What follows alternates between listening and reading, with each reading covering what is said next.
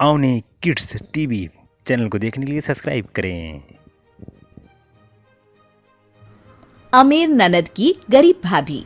रीना एक मध्यम परिवार की लड़की थी, लेकिन उसकी भाभी शिवानी एक बड़े घर की बेटी। शिवानी की शादी अभिषेक से लव मैरिज थी। अरे भाभी, ये कितना अच्छा सूट पहना है आपने। काश ऐसा मैं भी पहन पाती। अरे क्यों नहीं रीना, वैसे भी तुम्हारा और मेरा नाम तो एक ही है, जब मन करे पहन लेना। भाभी, आपको आपके पापा ने कितने अच्छे कपड़े गहने दिए हैं। मैं उनकी इकलौती बेटी जो हूँ। बेटी तो मैं भी इकलौती हूँ, लेकिन क्या करे, पापा है नहीं। पता नहीं कैसे होगी मेरी शादी। तभी वहाँ शिवानी की सास आ जाती है।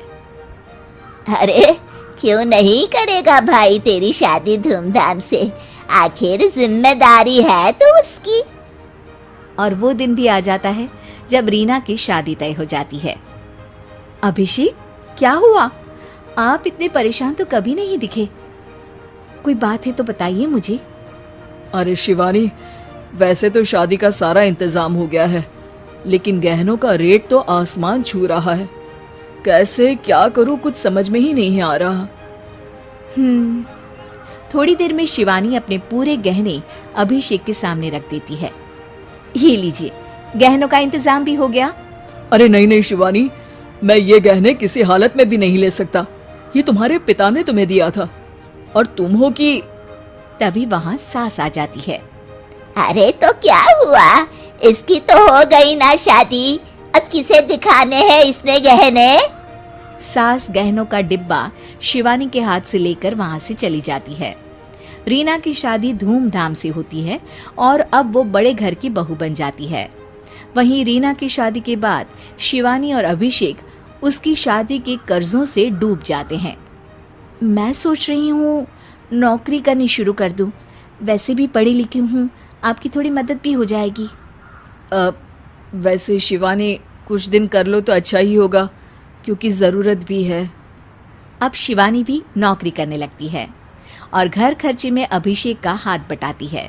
एक दिन शिवानी, रीना का फोन आया था, कह रही थी कि आने वाले त्योहार में उसके ससुराल जाना है। ठीक है माँ।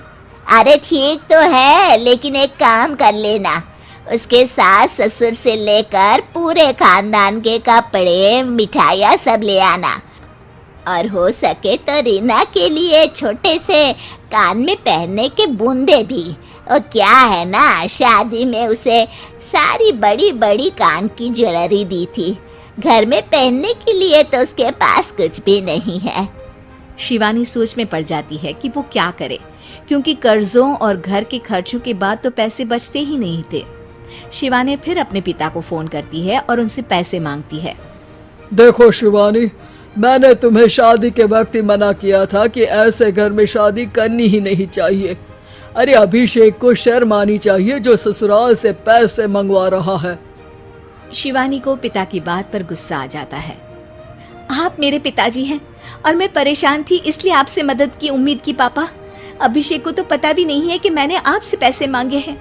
शिवानी सोचती है कि वो अभिषेक से बात करे, लेकिन फिर उसे लगता है कि वो टेंशन ले लेगा। तभी शिवानी की नजर हाथ के कंगन पर पड़ती है। सीधे बाजार जाती है और उसे बेचकर ननद के घर ले जाने का सारा सामान लेकर आती है और सास के सामने रख देती है। हाँ ठीक है, लेकिन फल थोड़े और अच्छी क्वालिटी के होने चाहिए थे। शिवानी कुछ नहीं कहती, वहां से चली जाती है। एक दिन शिवानी, रीना का फोन आया था, बहुत रो रही थी। क्यों माँ, क्या हुआ? सब ठीक तो है ना उसके ससुराल में? अरे तूने तो उसकी नाक ही कटवा दी। अब मैंने क्या कर दिया माँ? कह रही थी कि बड़े घर की बहू है भाभी, जो कपड़े दिए वो ब्रांडेड भी नहीं थे। तू तो जानती है ना उन लोगों का पहनावा कितना अच्छा है।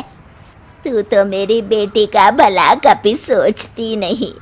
हाय भगवान, अरे बड़े घर की बहू है, इसी बात की जलन है ना तुझे, लेकिन याद रख, मेरी बेटी का सोचने के लिए भगवान है।